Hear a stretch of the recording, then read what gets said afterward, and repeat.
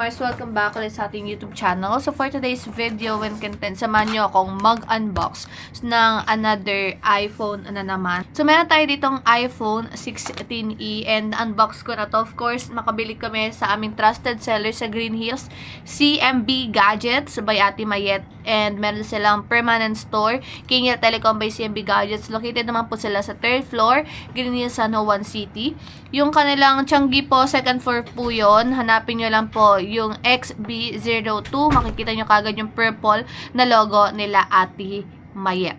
Meron din po pala sila sa Cubao, sa mga malalapit sa Cubao na gusto bumili ng mga iPhone. Pag may ma-requested kayo, pwede kayo mag-request sa staff nila doon. Kasi pwede naman nila ipa-deliver yung iPhone na gusto nyo sa Cubao po. So, ang Cubao po nila is a level 3 or 4 ata. Yung level 3, sa upper level, pinakatuktok po ng Farmers Plaza, Cubao. Ang makikita nyo naman doon is si Ligaya and also si James. Pagdating nyo sa pinakatuktok po ng Farmers Plaza, Cubao, right corner lang ng escalator, makikita nyo na kagad yung CMB Gadgets, okay? So, sobrang mura na ng 16e kila Ate Mayet. Kaya nakapag nag-decide kami na bumili ng iPhone 16e kasi kailangan ko din ng extra phone since yung gamit na gamit talaga yung mga iPhones ko right now, even my Air and also my 17 Pro Max. Yung Air ko halos mapuno na siya kasi ang daming files ng mga kliyente, even pictures and videos, doon ko din kasi ini-store. Pero to be honest, yung Air ko talaga sobrang bugbog na siya and also yung 17 Pro Max. So paghahalo ko na yung work-related na ginagawa ko sa aking daily life or personal life. So, ito ay 128GB po. Ayan, binuksan na natin siya. Na-unbox ko na to. And actually, nalagyan na to ng tempered glass, mga mari ko. So, ayan lang naman. It looks like an iPhone Air. Kung mapapansin nyo, ganito din yung tsura ng iPhone Air. Pero meron tayo ditong camera module na pa slant. Yan. And mas manipis siya, of course, si Air compared dito kay 16e natin. Sa loob naman ng box, siyempre, wala namang bago. We have a Type-C to Type-C cord and also pin ejector. And then, of course, ito na yung ating unit. So, let me show you guys side by side first yung ating unit. Let me just put it here.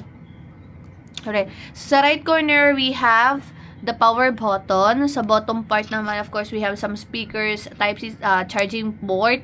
And then, sa left corner naman, we have here the silent button that if you want to customize, pwede din naman siguro yan. But again, this is the volume up and down.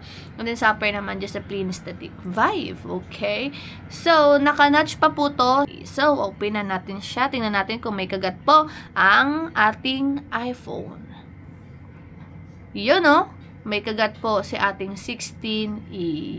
Ayan. So, hello, the new world, charis. So, Philippine. So, ayan. Sineset up ko muna siya, mga maricos. Ayan. So, nakaset up na siya.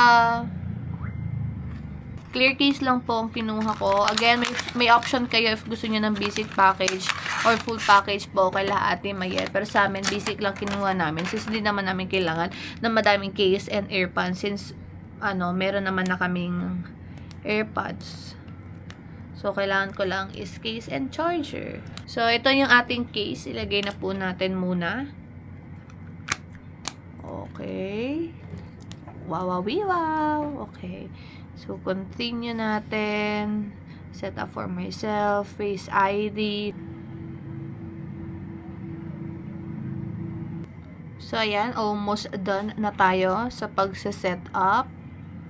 Setup later ko na lang siya. Mamaya ko na setup yung cellular natin. Hindi ko pa kasi alam kung itatransfer ko yung SIM dito. Or bibili na lang ako ng another SIM card. Okay.